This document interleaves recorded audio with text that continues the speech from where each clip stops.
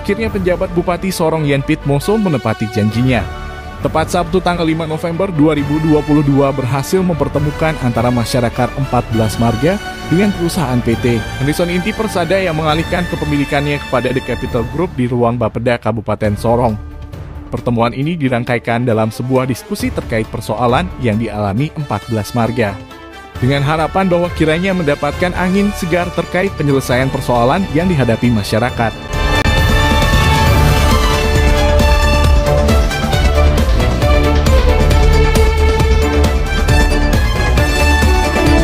Mari kita simak tanggapan dan masukan baik dari pihak perusahaan, pemerintah maupun masyarakat terdampak.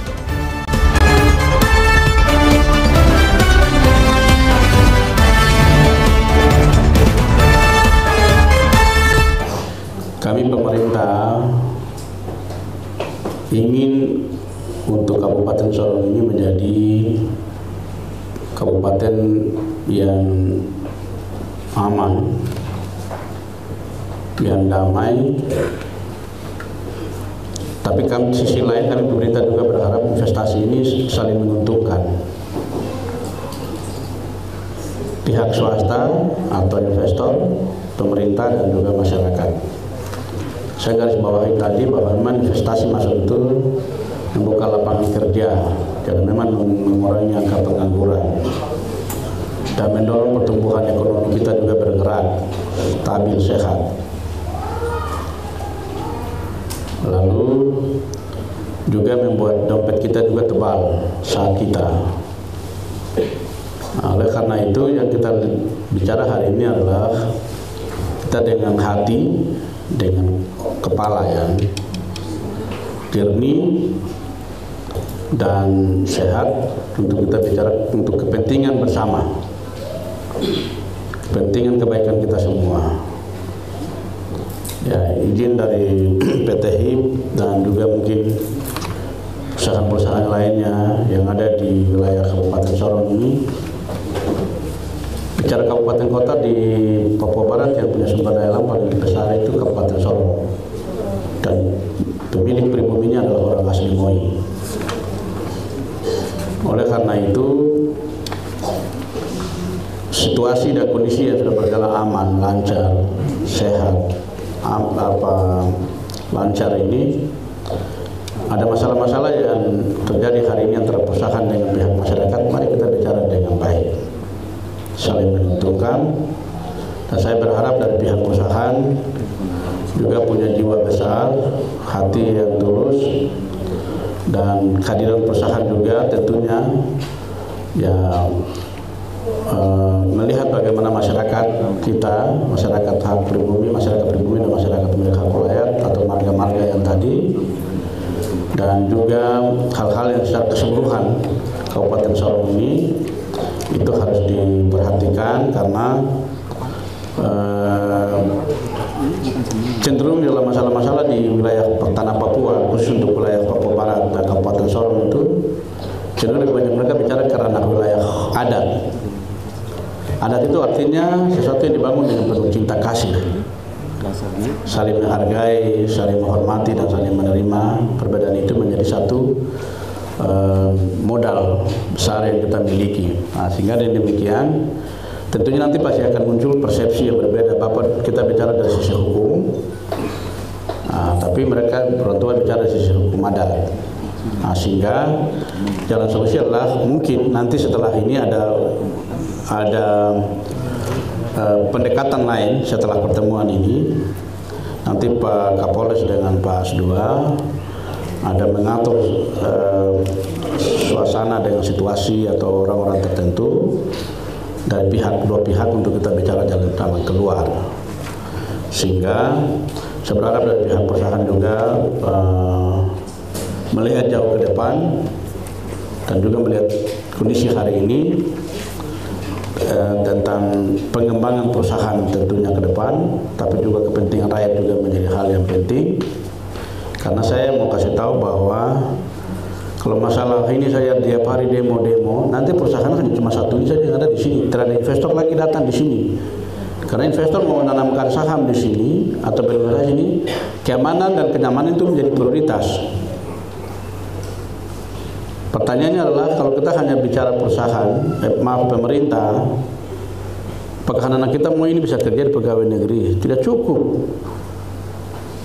Makanya harus ada investor masuk. Ya tentunya untuk membangun investasi di sini, tapi tidak mengabaikan harus bicara dengan masyarakat hak rakyat adat di sini. Dan kami di sini tetap akan menjembatani untuk bicara bagian-bagian ini. Nah, dengan demikian kita berharap juga ini saling menguntungkan ya, saling menguntungkan. Jadi nanti setelah ini Pak Kapolres dengan Pak Asisten dengan dari manajemen perusahaan dan juga Bapak Ibu ada beberapa orang kita bicara sendiri, baru kita masuk untuk mendapat kesepakatan. Nah jadi itu ya pola-pola pendekatan yang nanti kita bicara setelah ini, karena kita berharap kita bisa bicara lagi.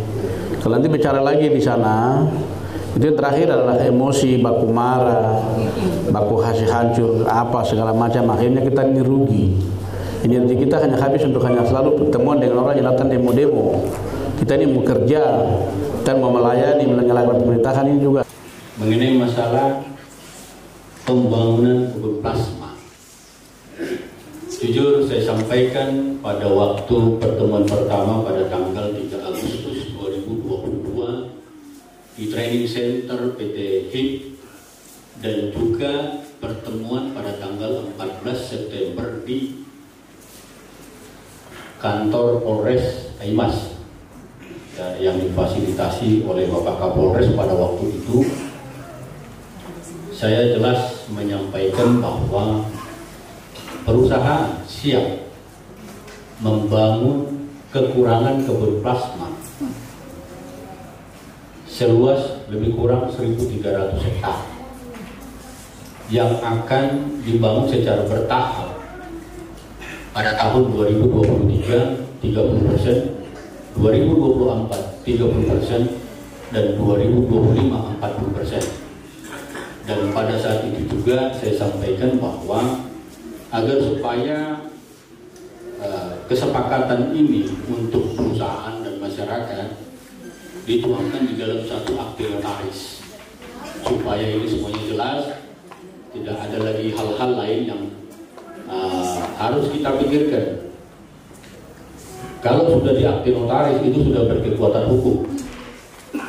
Kalau ada akte notaris sudah berkekuatan hukum. Kalau umpamanya perusahaan lalai membangun kebun plasma, ya, ini bisa dituntut baik secara pidana maupun secara perdata.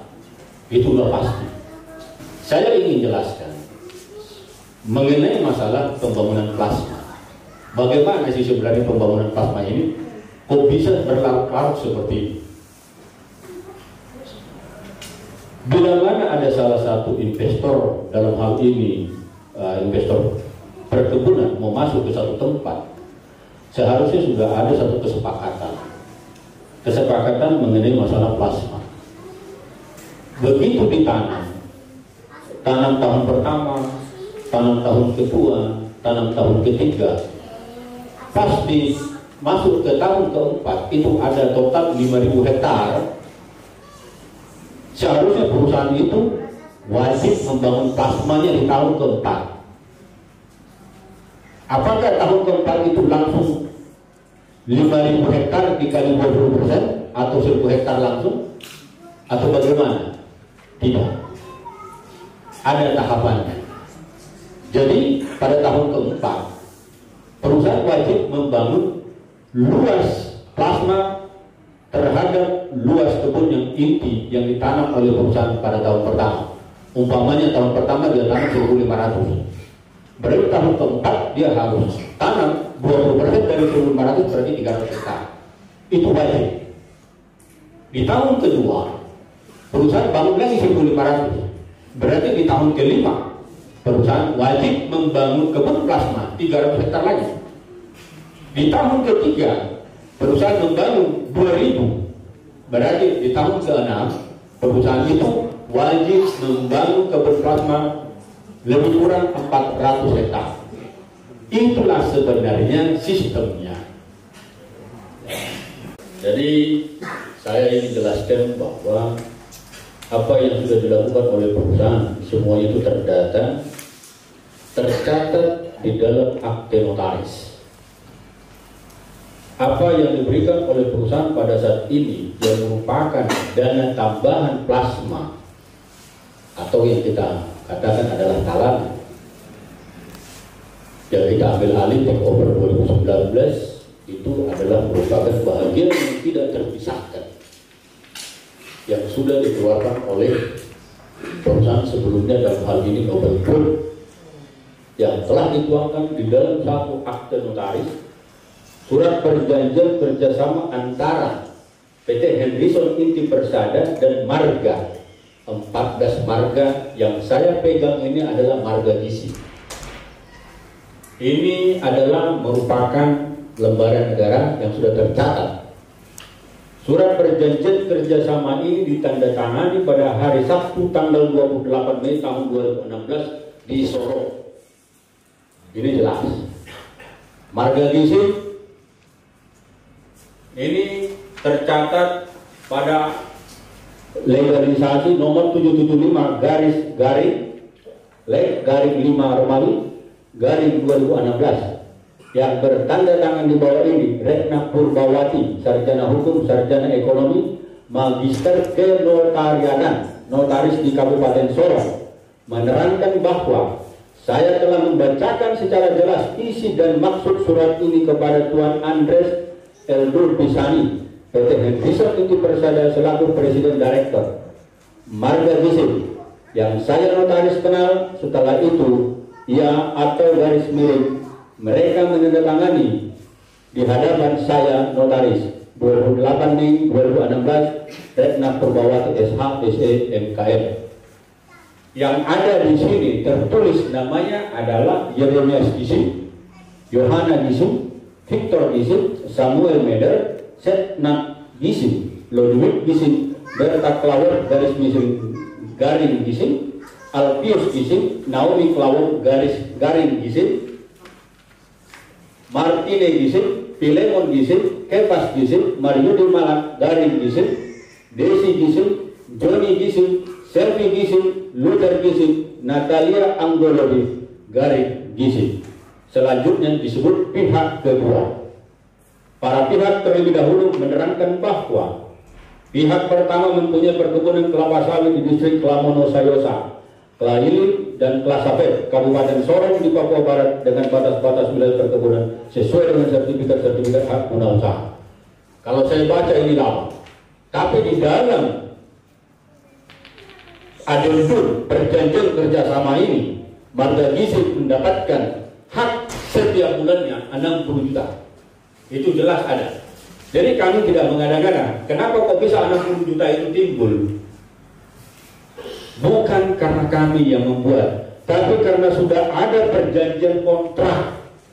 Lagi buat kami ketika Bapak bilang pembangunan plasma 1.300 hektar itulah perbedaan pendapat kami, Pak.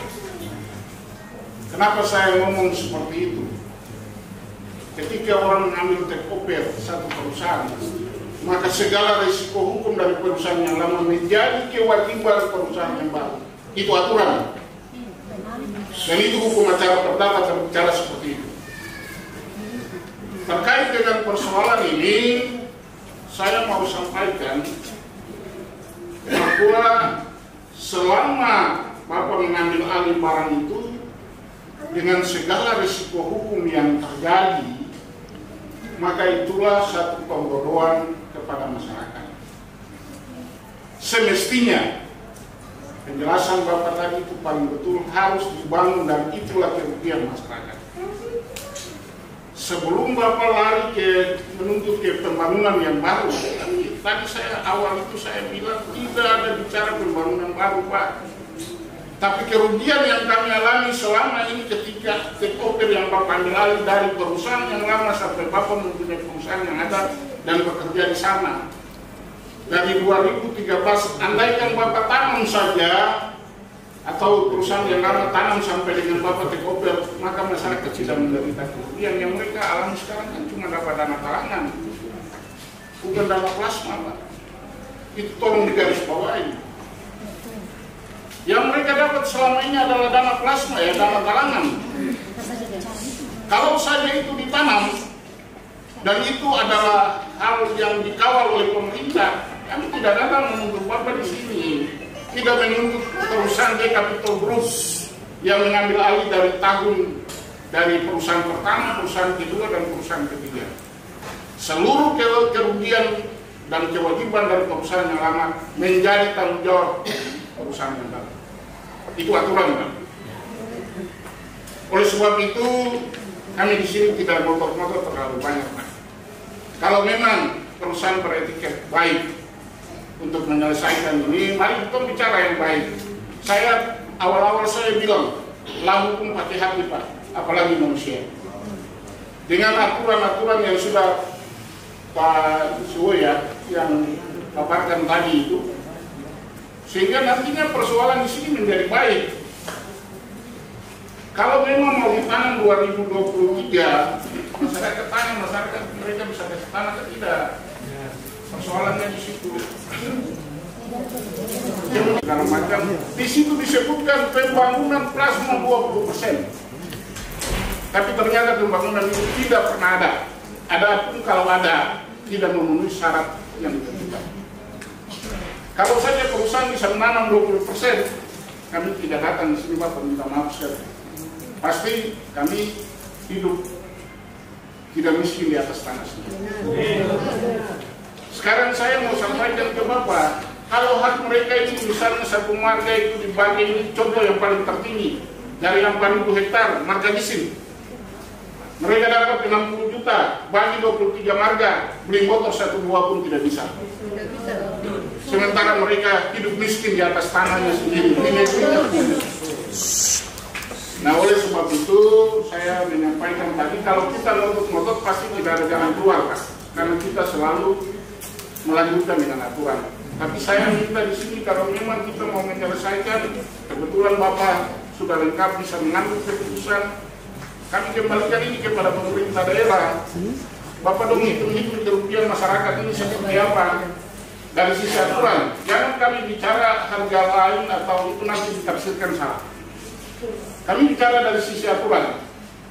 Ketika pembangunan plasma itu 20% dari tahun tanam itu 2007, 2006-2007 kami menuntut dari 2013 seperti penjelasan satu tadi. Kalau itu pembangunan itu sudah dibangun, tentu kami tidak akan menuntut seperti itu.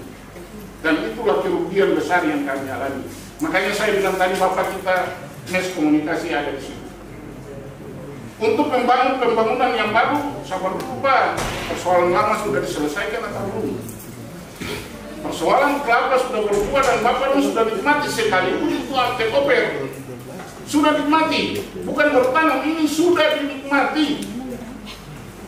Terkait dengan apa, kopi, saya cuma mau bilang, saya lawyer beberapa perusahaan, dan itu orang jual kelapa gila-gila pada saat kopi, harga naik. Jadi saya bicara fakta, saya lawyer beberapa perusahaan kelapa sawit, dan itu harga naik. Dan produksi tetap jalan. Jadi yang saya minta di sini, Pak, artinya kalau kita ngotot-ngotot pasti sampai sore pun tidak selesai. Adakah hati Bapak dong untuk segera menyelesaikan? Artinya saya perlihatkan di sini yang di dalamnya itu ada saat itu putusan itu menyebutkan 80%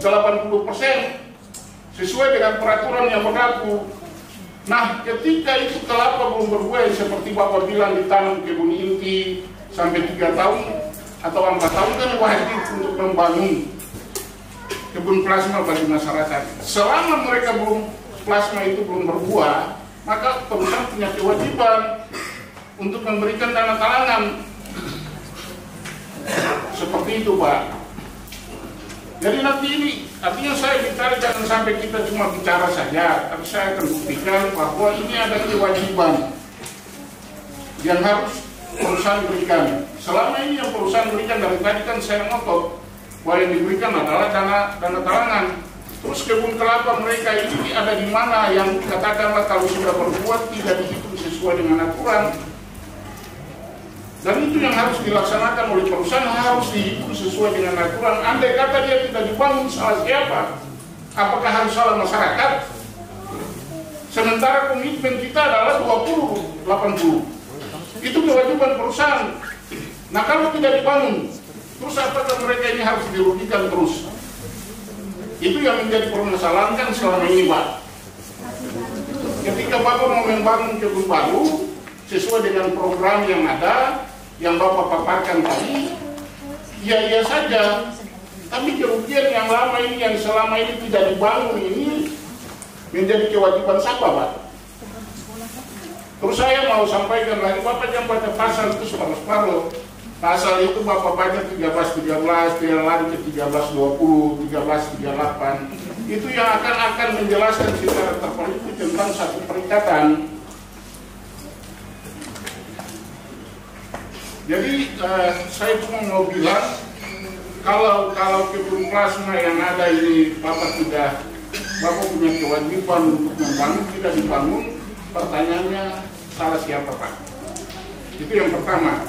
Yang kedua, kalau Bapak memberikan dana talangan itu kewajiban, Pak. Nah kalau ketika kelapa berbuah seperti perusahaan yang lain yang dihitung ketika dana talangan itu sudah tidak harus dipakai, maka dana plasma yang dipakai. Andai kata seperti Bapak bilang satu stek yang ada di dalam karena tidak menghasilkan tidak bisa diberikan dana plasma, dana talangan menjadi kewajiban. Artinya itu yang saya pahami dari sisi aturan, Pak. Nah oleh sebab itu saya minta supaya kalau memang plasma mereka dari tahun 2013 itu yang tidak dibangun, kebunnya itu tidak dibangun, yang Bapak bilang tadi tidak dasar. Pertanyaan yang kedua, ketika Bapak memegang itu perjanjian yang disepakati, terus pertanyaannya kapan? Bapak pernah buat setelah mobil ini tidak datang, Bapak buat perjanjian baru dengan masyarakat. Bapak pakai yang lama. Ketika Bapak pakai yang lama, persoalannya kan masyarakat ini tetap tidak punya plasma, tidak pernah naik-naik. Seharusnya kalau 3 tahun berjalan ini kan ketika ini kan Bapak tadi memaparkan harus dia naik dari tahun ke tahun, 3 tahun dan segala macam. Pembuktiannya bahwa dia tidak, mereka punya dari 2016 perjanjian itu sekarang 2022. 6 tahun. Terus mana perkembangan daripada hak masyarakat ini? Berarti kan dianggap tidak pernah ada.